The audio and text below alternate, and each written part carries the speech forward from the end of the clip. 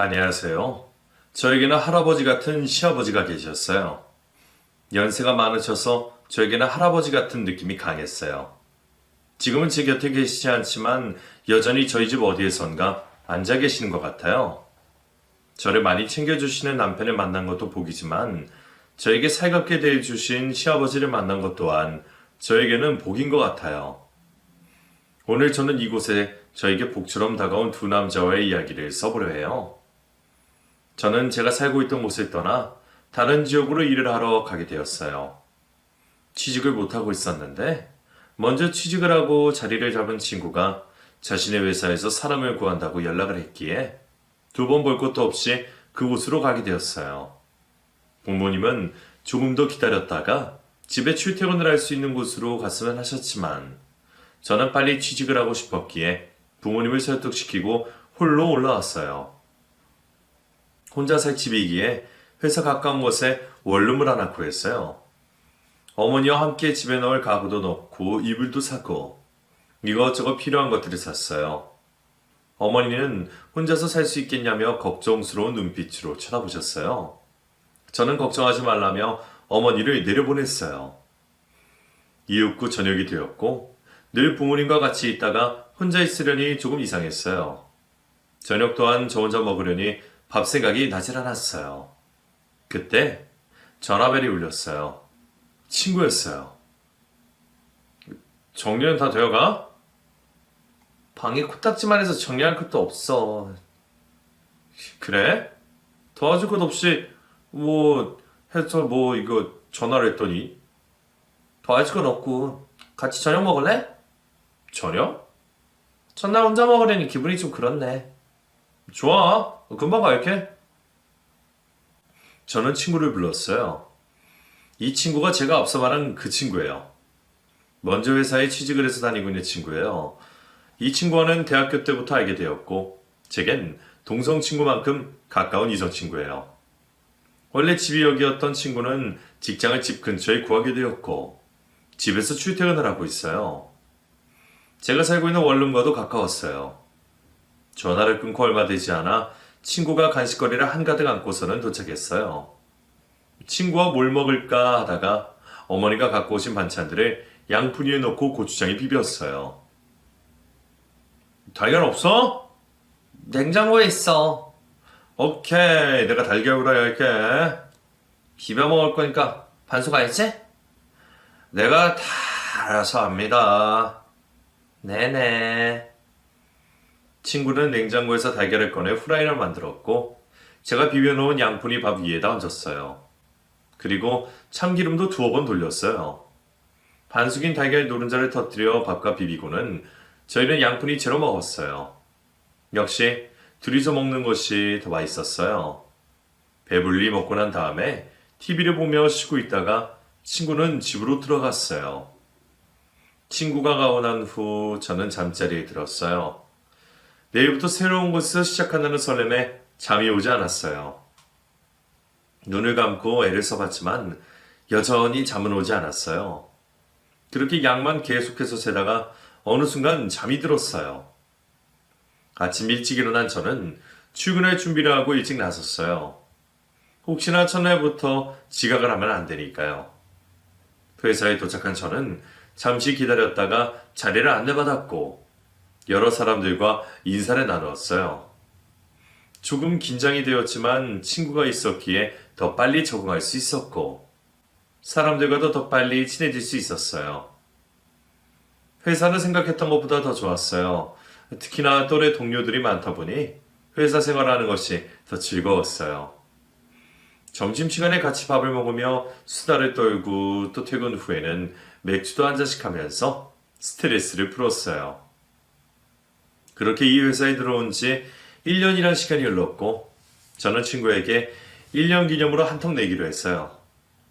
퇴근하고 나서 자주 가던 호프집으로 갔어요.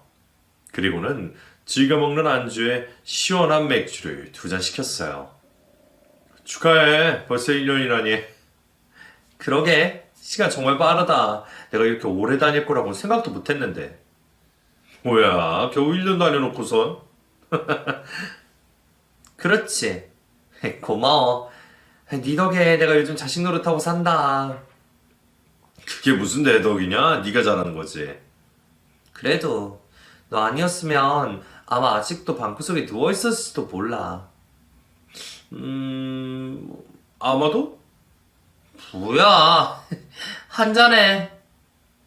저와 친구는 맥주잔에 부딪히고서는 벌컥벌컥 맥주를 마셨어요.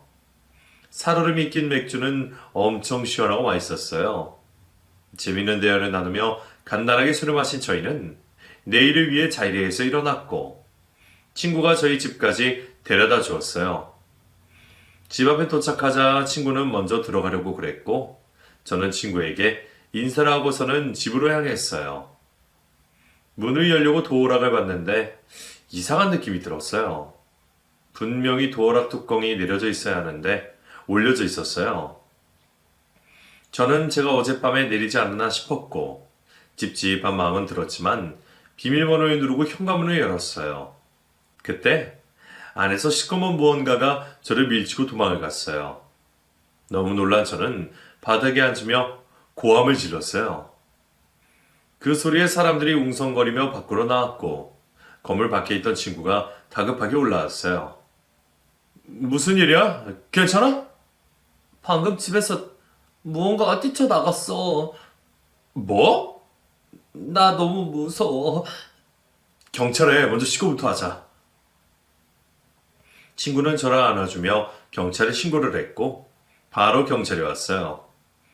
경찰이 오기 전까지 불도 못 켜고 있다가 경찰이 오면서 집안에 불을 켰고 집안으로 아수라장이 되어 있었어요. 서랍이란 서랍은 다 열려져 있었고 온 바닥이 어지럽혀 있었죠. 제 눈으로 집안을 보고 있으니 심장이 더 벌렁벌렁 거렸어요. 조사를 마친 경찰은 돌아갔고 이웃에 살고 있던 사람들도 자신의 집으로 들어갔어요. 친구는 저를 식탁에 앉혀놓고선 따뜻한 물 한 잔을 건네주었어요. 그리고는 어질러진 집안을 정리하기 시작했어요. 저는 친구가 건네준 물이 든 잔을 양손으로 잡았어요. 잔이 따뜻해서 제 손까지도 따뜻해졌어요. 그리고 저는 물을 한 모금 마셨어요. 불안했던 마음이 조금 진정이 되는 듯 했어요. 집안을 정리하던 친구는 창문까지 꼼꼼하게 다 살피고서는 도어락 비밀번호까지 다시 설정해 주었어요. 그리고는 다시 제가 있는 식탁으로 와서 앉았어요. 이제 좀 괜찮아? 아까보다는 좀 나아진 것 같아. 다행이다. 고마워. 고맙기는. 오늘은 내가 같이 있어줄 테니 걱정하지 마. 괜찮겠어? 괜찮아. 내일 아침에 집에 들렀다가 출근하면 돼. 고마워. 긴장한다고 몸이 더 그렇겠다. 편히 쉬어. 친구는 제가 걱정이 되어 집에 가지도 못하고 제 곁에 같이 있어 주었어요. 잠을 잘 수 없는 것은 당연했고 또다시 도둑이 드는 건 아닌지 걱정이 되었어요. 친구와 저는 밤새 잠을 한숨도 자지 못했어요. 뜬 눈으로 밤을 지새운 저희는 회사로 출근을 했어요. 도둑 때문에 깜짝 놀라기도 하고 밤새 긴장을 하며 한숨도 못 자서 그런지 제 몸 상태는 말이 아니었어요. 누가 봐도 피곤해 쩔은 얼굴이었어요. 점심도 먹는 둥 마는 둥 하루 종일 온몸에 힘이 없었어요. 친구는 그런 제가 신경이 쓰였는지 한 번씩 제자리에 와서 커피도 건네고 제 얼굴을 보고 갔어요. 퇴근 시간이 다가오자 저는 또 가슴이 쿵쾅 뛰기 시작했어요. 빈집에 혼자 들어가는 것이 겁이 났어요. 어제처럼 현관문을 열면 안에서 사람이 뛰쳐나올 것만 같았거든요. 무거운 마음으로 책상을 정리하고 있는데 친구가 다가왔어요. 저녁 먹고 갈래? 그럴까? 친구는 저의 마음을 알고 있다는 듯이 말했고 저는 얼른 대답했어요. 집에 가는 길에 있는 동태탕 집에 들러 저녁을 먹었어요. 시간이 좀 지나서 그런 건지 아님 점심을 제대로 못 먹어서 그런 건지 저녁은 점심때보다는 더 많이 먹었어요. 식사를 마치자 친구가 조심스레 제게 말했어요. 그 집에 혼자 있을 수 있겠어? 아니, 아직 무서워. 다른 곳으로 옮기는 건 어때? 이사? 거기서 살면 계속해서 생각날 테고 옮기는 것도 나쁘진 않을 것 같은데. 그게 더 나을까? 그러자. 내가 도와줄게. 그리고 이사 갈 동안은 우리 집에서 같이 지내자. 너희 집? 그래. 그래도 그건 좀 아닌 것 같은데. 아버지도 이상하게 생각하실 테고. 그건 걱정 마. 어제 말씀드렸더니 괜찮다 하셨어. 정말? 그래. 너만 결정하면 돼. 그럼 이사 가기 전까지만 치즈 좀 치자. 그래. 그만 일어나자. 집에 돌아온 저는 친구 집에 가져갈 짐을 챙겼고 그날부터 저는 친구의 집에서 살았어요. 남자 둘이 있는 집에 여자가 가서 산다는 것이 남들이 보기엔 어떨지 몰랐지만 저는 괜찮았어요. 워낙 동성 친구처럼 지낸 오래된 친구였고 친구의 아버지도 많이 배웠기에 별다른 것이 없었거든요. 특히나 아버지는 연세도 많으셔서 저에게는 할아버지 같은 느낌이었어요. 언제나 저를 볼 때면 인자하게 웃으셨거든요. 그곳에 살면서 저는 집안일도 같이 하고 아침 식사 당번을 자처했어요. 생활비는 받질 않으시니 그런 거라도 하는 것이 마음이 편했거든요. 제 덕에 아버지는 아침을 든든하게 먹고 갈 수 있다고 좋아하셨어요. 친구 집에서 살면서 제가 이사 갈 것도 알아봤어요. 친구는 저와 함께 다니며 꼼꼼하게 모든 것을 살폈고 계약을 하고 이사가 마무리될 때까지 모든 것을 챙겨주었어요. 친구가 있었기에 이 모든 것이 가능했어요. 저를 위해서 물심양면으로 도와주는 친구를 보면서 고맙기도 했고 우정이 아닌 또 다른 감정을 느끼기도 했어요. 예전에는 아무렇지 않았던 그 친구의 행동에 괜히 두근대기도 했어요. 그렇게 친구에게서 우정 아닌 또 다른 감정을 느끼며 친구의 집에서 한 달가량을 보낸 저는 드디어 새로운 보금자리로 이사를 하게 되었죠. 친구의 집에서 나가기 전날 그 고마움에 맛있는 저녁을 대접했어요. 그동안 감사했어요. 내가 더 좋았지. 아침 뒤덕에 든든하게 먹고 네가 있는 동안 집이 더 밝아져서 좋았어. 집에 들어가더라도 자주 놀러 올 거지? 그럼요, 당연하죠. 저는 서운한 감정이 들었어요. 한 달이라는 시간 동안 정이란 것이 더 많이 챙긴 것인지 그동안 웃고 지냈던 장면들이 떠올라 눈시울이 붉어졌어요. 너 우니? 불기는 아니거든. 눈가가 촉촉한데? 뭐래, 아니라니까. 뭐야, 얼굴까지 빨개져서는. 너 자꾸 놀릴래? 친구는 제 눈을 보더니 하하 웃었어요. 마지막으로 자는 그날 밤 잠을 이룰 수가 없었어요.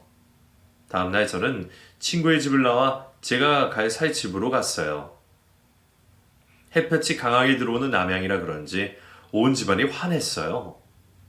친구가 꼼꼼하게 살펴봐준 집이라 그런지 더 안전하다는 느낌이 들었어요. 그날 저녁, 저는 그동안 저를 챙겨준 친구가 고마워 저녁 식사에 초대를 했어요. 친구가 좋아하는 음식들을 준비해 놓고선 괜히 거울을 들여다봤어요. 늘 보던 친구인데 왜 이렇게 신경이 쓰이는지를 모르겠어요. 머리카락을 풀었다가 묶었다가를 반복하고 있을 때 친구가 왔어요. 친구는 집들이 선물이라며 커다란 곰인형을 선물로 주었어요. 밤에 무서우면 자신이라고 생각하고 안고 있으라고 말하면서요. 그 말에 제 심장이 또 쿵쾅 뛰었어요. 괜히 얼굴이 발그레해지는 것 같았어요. 뭐래, 이런 거 말고 먹을 것이나 사오지. 저는 마음에도 없는 말을 하며 곰인형을 침대 위에다가 던졌어요. 친구와 저녁을 먹으면서도 계속되는 긴장에 물을 계속해서 마셨어요. 뭐 속 타는 일이라도 있었어? 어? 왜? 아니? 오늘따라 왜 그래? 평소도 덥지 않게. 내가 뭐 어때서? 불편해 보여. 아니야, 아주 편하네. 친구에게 제 속마음이 들킬까봐 조마조마했어요. 지금 제가 느끼고 있는 이 감정 때문에 지금껏 쌓아온 이 친구와의 우정이 깨지는 것은 아닐까 걱정이 되었거든요.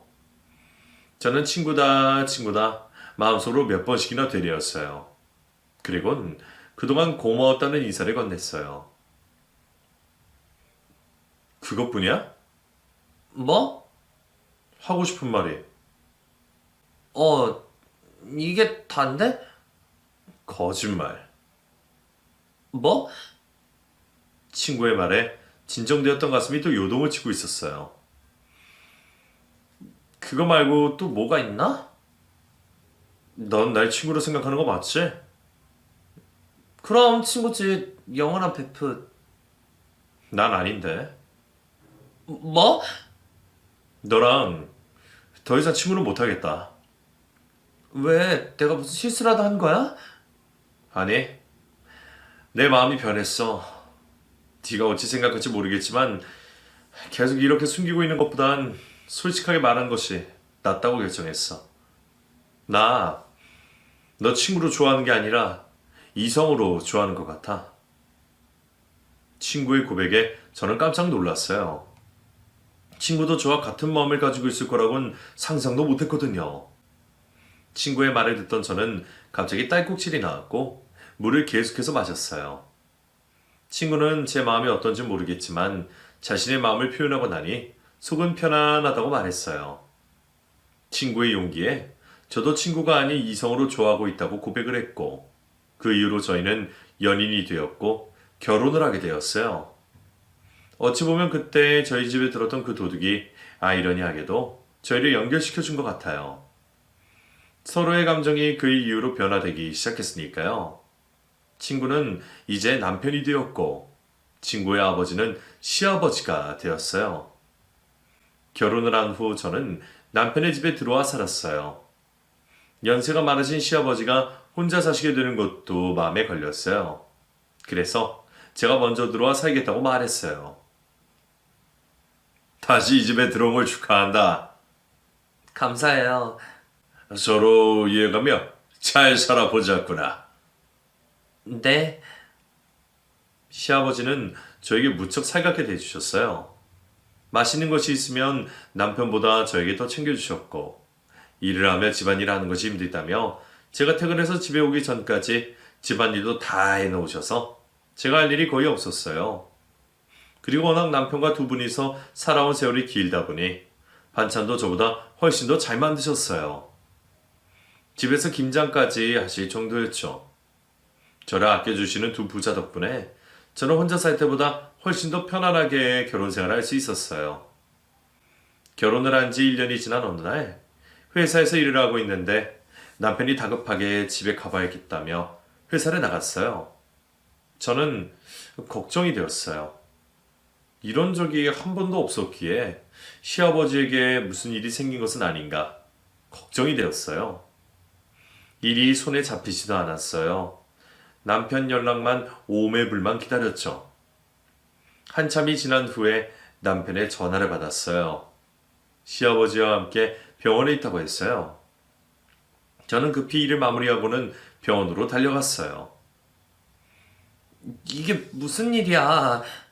아버지가 앞이 안 보이신데. 뭐? 검사하고 결과 기다리는 중이야. 갑자기 왜 그러시는 거지? 지금까지 아무렇지도 않으셨잖아. 그러게 말이야. 마른 아들의 나이벼락도 아니고. 당신도 많이 놀랬겠다. 조금. 당신도 놀랬지. 난 똑같지 뭐. 별일 없어야 할 텐데. 별일이야 있겠어. 너무 걱정하지 마. 이윽고 검사 결과가 나왔고 시아버지는 평소 당뇨가 있으셨는데 당뇨 합병증으로 시력에 문제가 생겼다고 했어요. 양쪽 눈 다 안 좋은 상태인데 오른쪽 눈 상태가 더 안 좋다고 말했어요. 원래 당뇨가 있으신 분들은 검사를 주기적으로 하시는데 그동안 아무것도 몰랐냐고 그러셨죠. 시아버지는 시력이 나빠지는 것을 느끼면서도 이러다 말겠지 하고 저에게 말씀을 하지 않으셨다가 병을 더 키우시게 되었어요. 양쪽 눈을 동시에 하기엔 불편함도 있고 해서 우선 한쪽부터 수술하기로 했고 그 이후에 또 다른 눈을 하고 경과를 지켜보기로 했어요. 다른 것도 아니고 눈이 불편하니 시아버지께서는 많이 불안해하셨어요. 수술 날짜를 잡고 집에 있는 동안 혹시 몰라 저는 휴가를 냈고 시아버지의 곁을 지켰어요. 그리고 수술 전날 다시 입원을 해 그 다음날 시아버지는 수술실에 들어갔어요. 몇 시간이 흐른 후 시아버지는 나오셨어요. 전신 마취라는 것이 아니라 눈만 하기에 시아버지는 더욱 힘들어하셨어요. 옆에서 하는 말들이 다 들리니 더 그러신 것 같았어요. 한쪽이 가려져 있기에 시아버지는 저를 의지할 수밖에 없었고 그것이 이미 쓰였는지 다른 쪽 눈을 할 때에는 저 대신 남편이 있기를 바라셨어요. 그래서 다른 쪽 눈을 수술할 때에는 남편이 휴가를 내어 시아버지를 보살펴 드렸어요.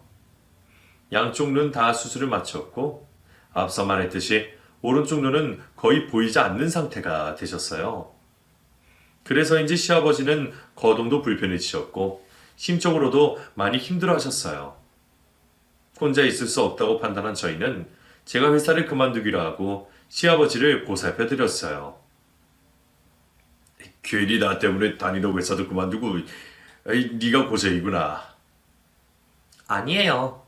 요즘 회사 다니는 것이 스트레스여서 무슨 핑계로 그만두나 이 생각뿐이었거든요. 그런 생각 마세요. 그렇게 말해주니 고맙구나. 뭐 드시고 싶은 거 없으세요? 글쎄, 딱히 생각나는 것이 없어서. 감자라도 쪄드릴까요? 그래, 그게 좋겠구나. 잠시 기다리세요. 저는 주방에 들어가 찜기에 감자를 올려서는 포슬포슬 감자를 쪄내었어요. 그리고는 먹기 좋게 껍질을 까서 시아버지에게 드렸어요. 시아버지는 감자를 두어 개 드시고는 잠자리에 들었어요. 시아버지는 정신적으로 힘이 드셔서 그런 것인지 말로 표현을 하시지 않으셨지만 몸도 안 좋아 보이고 얼굴에 활기도 없어 보였어요.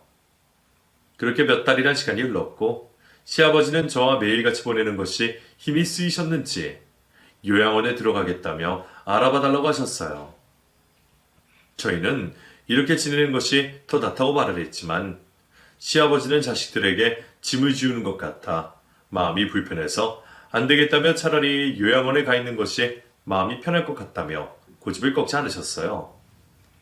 결국 시아버지는 요양원으로 가시게 되었고 그곳에서 케어를 받으며 생활을 하셨어요. 저는 내일 시아버지를 뵈러 들어갔어요.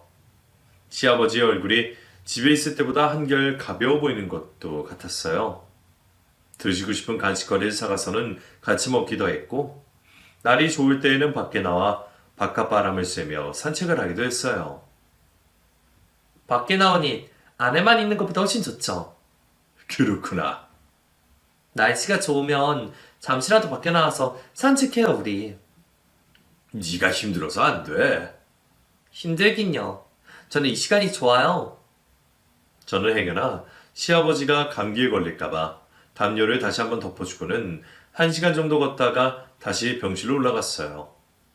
매일 들어가는 저를 보고 사람들은 딸도 저렇게 하지 못하겠다며 칭찬을 하셨고 시아버지는 그 소리가 좋으면서도 한편으로는 저에게 미안하다고 하셨어요. 지금처럼 이렇게 매일 오지 않아도 괜찮다. 제가 좋아서 오는 건데요, 뭘. 나한테만 신경 쓰지 말고 너를 위한 시간도 좀 보내렴. 괜찮아요. 내가 마음이 좀 그래서 그래. 나 때문에 직장을 그만둔 것도 그렇고 내 마음 편하게 해주면 안 되겠니? 그치만 나 혼자 있는 게 불안해서 그러냐? 네, 눈이 불편하시니 다른 것보다 더 신경이 쓰이는 건 사실이에요. 그럼 요양보호사를 쓰셨구나. 요양보호사요? 그래, 여기 있는 사람들 대부분 그렇게 하고 있어. 그래도 남인데 괜찮으시겠어요? 그럼 괜찮고 말고. 내가 아주 장님도 아니고 말이야. 아버님이 전 그러시다면 그이랑 상의해 볼게요. 시아버지는 요양보호사를 쓰고 싶다 하셨어요. 제가 조금 더 편안해지길 바라신다 하셨죠. 집에 돌아온 저는 남편과 상의를 했어요. 남편은 시아버지가 원하시는 대로 그렇게 하자고 말했어요. 몸도 힘든데 마음만이라도 편안하게 해드리는 것이 낫지 않겠냐면서요. 저는 그러고 싶지 않았지만 시아버지도 남편의 마음도 이해가 돼서 그러기로 했어요. 요양보호사를 신청하고 그분에게 시아버지를 잘 부탁한다고 말씀드렸어요. 처음에는 그분이나 시아버지나 어색할 것 같아 제가 며칠 동안 같이 있어 주었어요. 다행히 요양보호사가 시아버지와 비슷한 나이대라서 말동무도 되어드리고 시아버지가 필요한 것을 말하지 않아도 먼저 세심하게 챙기시는 것 같아 마음이 놓였어요. 저도 같이 있으면서 이런저런 이야기를 하다 보니 요양보호사도 홀로 지낸 지 오래되었다고 했어요. 이혼을 하고 혼자 자식을 키우다 그 자식마저 사고로 먼저 보내고 혼자 슬픔에 빠져 있다 지인의 도움으로 자격증을 따고 이 일을 시작했다고 했어요. 요양보호사의 개인사를 들으니 괜히 마음이 짠해졌어요. 며칠 동안 같이 보낸 저는 시아버지의 요양보호사가 서로 잘 맞고 시아버지도 마음이 편안하신지 얼굴 표정이 한결 밝아지셨어요. 그 모습에 저는 요양보호사를 믿을 수 있었고 2, 3일에 한 번씩 요양원에 들렸어요. 그동안 시아버지에게만 정신을 쏟았었는데 요양원에 가지 않는 날에는 제 시간을 보낼 수 있었어요. 처음에는 이 시간을 어찌 보내야 하나 난감했어요. 하고 싶은 것도 딱히 생각이 나지 않았고 시간이 너무 더디게 가는 것 같았어요. 남편은 취미생활이라도 가져보는 것이 어떻겠냐고 물었고 저는 뭘 해볼까 고민을 하다가 뜨개질을 배우기로 했어요. 여기저기 알아보다 마음에 드는 콩방을 찾은 저는 뜨개질을 배웠고 그것이 제게 맞았는지 배우는 것도 재미있었고 실력도 나날이 늘었어요. 처음에는 작은 것에서부터 시작하다가 지금은 가디건도 뜰 수 있게 되었어요. 저는 시아버지가 좋아하시는 고동색 실을 사서 시아버지에게 드릴 가디건을 만들기 시작했어요. 제 선물을 받고 좋아하실 생각을 하니 벌써부터 설레었어요.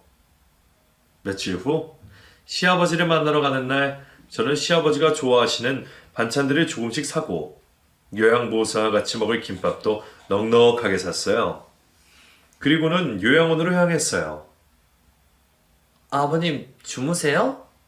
막 잠들었어요. 그래요? 같이 먹으려고 김밥 사왔는데 없었지? 조금 이따가 일어나시면 그때 드릴게요. 혹시나 상할까 봐서요. 그럼 이건 그냥 저희끼리 먹고 냉장고에 반찬들 넣어뒀으니 식사 때마다 조금씩 챙겨주세요. 그럴게요. 며느리가 어쩜 이리 다정할까? 아니에요. 어서 좀 드세요. 입맛에 맞을지 모르겠네요. 저는 젓가락을 빼서는 요양보호사에게 전해주었어요. 김밥을 하나 입에 넣으시더니 맛있다고 하시며 웃으셨어요. 저는 덕분에 시아버지를 맡기고 지낼 수 있다고 감사의 인사를 전했어요. 그랬더니 손사래를 치면서 시아버지가 점잖고 좋으셔서 힘든 것이 하나도 없다며 오히려 더 고맙다고 했어요. 기분 좋게 식사를 마친 저는 주무시는 시아버지 얼굴을 한 번 더 보고는 다시 집으로 돌아왔어요. 집으로 돌아온 저는 시아버지에게 드릴 가디건을 열심히 만들고 있었어요. 그때 퇴근을 한 남편이 들어왔어요. 이제요? 뭐 만드는 중이야? 가디건. 난 그 색깔 별론데. 검정색으로 해주지. 당신 거 아니거든. 그럼. 아버님 거야. 난 또 내 거라고. 당신이 좀 기다려. 아직 만들어서 드릴 분이 당신 앞에 너무 많으니까. 뭐라고? 남편은 기분이 좋은지 싱글벙글 크게 웃었어요. 그 모습에 저 또한 웃음이 나왔어요. 며칠이 지나고 저는 완성된 가디건을 종이 가방에 넣어 시아버지를 뵈러 갔어요. 웬일로 시아버지가 깨 있으셨어요. 최근에는 갈 때마다 주무시고 계셔서 통 대화를 할 수가 없었거든요. 저는 반가운 마음에 시아버지의 손을 잡았어요. 아버님, 오늘은 낮잠 안 주무셨네요? 내가 낮잠을 그렇게나 잤었나? 네, 제가 올 때마다 주무시고 계시던걸요? 내가 잘 때 왔었어? 그럼요. 제가 오늘 뭘 가져왔는지 보시겠어요? 뭘 가져왔길래? 짜잔! 저는 종이 가방에서 가디건을 꺼내어 들었어요. 그리고는 시아버지의 몸에 갖다 대었어요. 시아버지는 이게 뭐냐며 팔을 뻗어 가디건을 만지셨어요. 제가 아버님 드리려고 직접 뜬 거예요.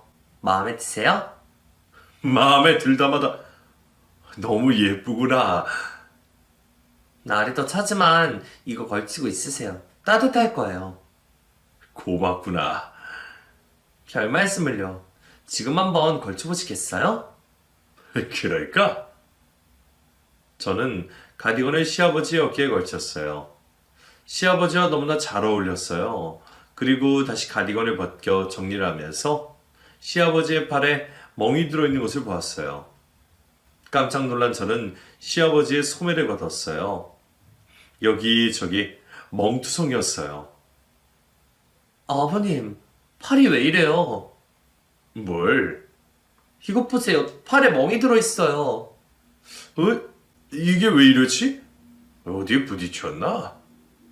기억이 안 나세요? 한 군데가 아닌 것 같은데. 글쎄다. 기억이 나질 않는구나. 그때 잠시 자리를 비웠던 요양보호사가 들어왔고 저는 잠시 밖에 나가서 이야기를 하자며 다시 데리고 나왔어요.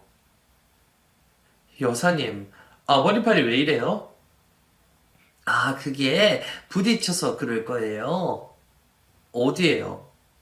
화장실 가신다고 왔다 갔다 하시다가 부딪힌 것 같아요. 여사님은 뭘 하시고요? 잠깐 자리 비운 사이에 그래서 미안해요. 잘 좀 봐주시지. 나도 영감님이 그렇게 자주 왔다 갔다 하실 줄 몰랐어요. 최근에 화장실에 너무 자주 가시고 잠시도 가만히 계시질 않으시니 힘드시겠지만 잘 좀 부탁드릴게요. 저는 다시 한번 잘 부탁드린다는 말을 전하고는 집으로 돌아왔어요. 앞이 잘 보이시지 않으니 일부러 위험한 물건들도 다 없애버렸는데도 왔다 갔다 하며 침대에 부딪혀서 멍이 들었다고 하니 마음이 착잡했어요. 그렇다고 1분 1초도 시아버지에게 떨어지지 말라고 할 수도 없는 노릇이었고요. 시아버지가 걱정이 되었던 저는 그 이후로 예전처럼 또 매일 들어갔어요. 요양보호사는 혹시나 자신이 못 믿어서 그러나 싶어 저를 안 좋은 표정으로 바라보았지만 그렇다고 집에만 있을 수가 없었어요. 그렇게 며칠이 나가자 저를 살갑게 대해주던 시아버지께서 갑자기 찬바람이 쌩하게 불 만큼 차가운 태도로 저를 대하셨어요. 저는 몸이 안 좋아져서 그런가 보다 생각하고 깊이 생각하지 않았어요. 그러던 중 시아버지가 요양보호사가 잠시 자리를 비웠을 때 말하셨어요. 요즘 왜 이리 자주 오냐? 자꾸 부딪히시니 걱정이 됐어요. 여사님이 못 믿어오랴? 아니요, 그건 아니지만 네, 솔직히 좀 그래요. 네가 몰라서 그렇지 나한테 아주 잘해. 그러니 걱정하지 않아도 된다. 저랑 같이 있는 것이 불편하세요? 나야 상관이 없지만 여사님이 불편하실까봐 그렇지. 괜히 자신이 못 믿어서 그런다고 생각할 거 아니냐. 이제 몇 달을 같이 생활을 했어. 그런지 나도 저 사람이 편안하고 말이야. 알겠어요. 아버님 마음이 좀 그러시다면야 어쩔 수 없죠. 그래, 섭섭하게 생각하지 마라. 시아버지는 요양보호사에 있는 시간이 더 편하다고 말씀하셨고 저는 서운했지만 한 발짝 물러나기로 했어요. 그러다 어느 날 시아버지께서 저희 부부를 부르셨어요. 저희는 무슨 일인가 걱정스러운 마음에 찾아갔어요. 시아버지는 한참 뜸을 들이시더니 갑자기 요양보호사의 손을 잡았어요.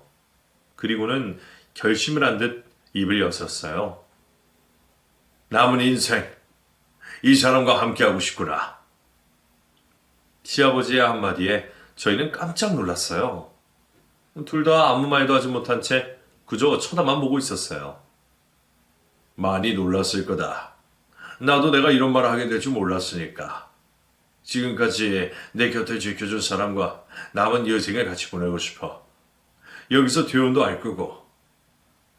아버님, 반대할 거냐? 아니요, 너무 갑작이라. 너희가 바쁠 때마다 이 사람이 내 옆에 있어줬어. 내가 힘들 때마다 내 옆을 지켜준 사람도 이 사람이고. 아버님, 저는요. 네가 고생한 것도 다 알지. 늘 고마워하고 있어. 하지만 내가 너보다는 이 사람에게 더 많이 의지를 하고 있다는 것을 알았어. 우리 함께하기로 했어. 시아버지의 담담한 말에 요양보호사는 눈시울을 붉혔고 저희는 뭐라 드릴 말씀이 없었어요. 연세가 가득 차신 분이 남은 여생을 함께하고 싶은 사람과 같이 살고 싶으시다는데 뭐라고 하겠어요? 저희는 시아버지의 뜻대로 하기로 했고 집에 새 식구 맞이할 준비가 끝나는 대로 퇴원을 하고 집으로 모시기로 했어요. 그동안 시아버지 혼자서 사셨던 방을 다시 도배를 하고 장판도 새로 깔았어요. 그리고 커튼과 이불도 새 것으로 다 바꾸었어요. TV와 작은 옷장 하나 있던 방에 화장대와 서랍장을 다 넣어 두 분이 생활하기에 불편함이 없게 만들었어요. 새 식구 맞이할 준비를 끝낸 저희는 퇴원 수속을 하기 위해서 요양병원에 들렀어요. 복도를 가고 있는데 경비 아저씨를 만났어요. 경비 아저씨는 저와 인연이 있는 사이였어요. 안녕하세요. 그동안 안 보이시더니 그만두신 줄 알았어요. 아파서 잠시 쉬었어요. 이제 아버님이 퇴원하신가 보네. 네, 그렇게 됐어요. 혹시 들리는 소문이 사실인가? 무슨 소문이요? 아버님을 돌보던 요양보호사랑 아버님이 결혼을 한다고 하던데. 아, 그게 벌써 소문이 났나요? 네, 그렇게 됐어요. 두 분이서 말동무당하면서 남은 여생을 같이 보내시고 싶다고 하셔서요. 사실이었군요. 네, 그래서 오늘 퇴원하러 온 거예요. 집으로 가시고 싶다고 하셔서. 저기 내가 내 딸 같아서 하는 말인데. 저는 경비 아저씨에게서 경악할 충격할 진실을 알게 되었어요. 요양보호사는 혼자가 아니었고 시아버지 재산을 노리고 일부러 접근했다는 것이었어요. 그리고는 동영상 하나를 보여주었어요. 동영상을 보는 순간 저는 소름이 돋았어요. 왜 그동안 시아버지의 팔다리에 멍이 들게 되었는지 알 수 있었어요. 요양보호사는 시아버지가 다니는 길목에 일부러 탁자를 갖다 놓아 진로를 방해 시아버지가 부딪히게 했고 시아버지가 움직일 때 옆에 있으면서도 도와주지 않았어요. 그리고는 시아버지가 부딪혀 넘어지고 나면 서둘러 시아버지에게 쫓아가 도와주는 척 위하는 척을 했어요. 요양보호사는 그런 식으로 시아버지에게는 자신밖에 없다는 것을 느끼게 하며 시아버지의 마음에 파고들었어요. 모든 것을 알게 된 저는 너무 화가 났어요. 경비 아저씨는 그동안 자신에게도 잘해준 저에게 이건 아니다 싶어 말하게 됐다 하네요. 저는 바로 경찰에 신고를 했고 시아버지가 계시는 곳으로 갔어요. 시아버지는 옷을 갈아입고 계셨고 요양보호사는 옆에서 도와주고 있었어요. 저는 쫓아가서 요양보호사의 팔을 잡아 끌었어요. 그러자 시아버지가 휘청거리며 침대에 앉았죠. 아니, 이게 무슨 짓이에요? 이 팔 못 나요? 당신, 정체가 도대체 뭐예요? 애기 엄마, 아이, 대체 왜 이래요? 지금까지 우리 아버님한테 어떻게 한 거예요? 모든 사람들이 다 속였다고 생각했던 모양인데, 이제 당신 끝이야. 아니, 이게 다 무슨 소리예요? 알아듣게 얘기해요. 당신이 우리 아버님에게 한 짓 다 알고 있다고. 남편도 있는 여자가 어디 할 짓이 없어서. 남편? 내가 남편이 있다고 누가 말해요? 며칠 전에도 남편이 여기 찾아와서 이 방에서 난리가 났었다면서요. 헤어졌는데도 그 사람이 찾아오는 거에 난들 어떻게 말이겠어. 그건 둘째치고 당신이 아버님 일부러 다치게 한 것도 다 알고 있었어요. 어이가 없어서. 생사를 잡아도 유분수지. 내가 당신 아버님을 뭐 어떻게 다치겠다는 소리요? 팔 다리에 멍을 보고도 그런 소리가 나와요? 이건 영감님 움직이시다가 부딪혀서 다친 거라고 말하지 않았어요. 이걸 보고도 그런 소리가 나오는지 봅시다. 저는 경비 아저씨에게 받은 동영상을 보여주었어요. 그러자 요양보호사는 얼굴이 하얗게 질렸어요. 이제 겁이 좀 나요? 그때 가만히 있던 시아버지가 소리를 질렀어요. 그럴 리가 없다며 지금까지 자신을 챙겨주고 보살펴준 것은 요양보호사라며 믿지 않으려 했어요.